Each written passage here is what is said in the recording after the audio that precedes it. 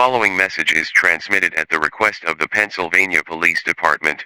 Residents of Pennsylvania, get to your homes immediately. A unidentified shadow was flying around the sky spreading some dangerous big bones, with a giant voodoo doll on the ground eating and injuring people who ever touch it.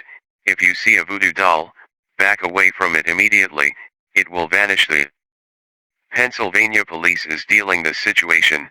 Stay tuned for more information about this situation.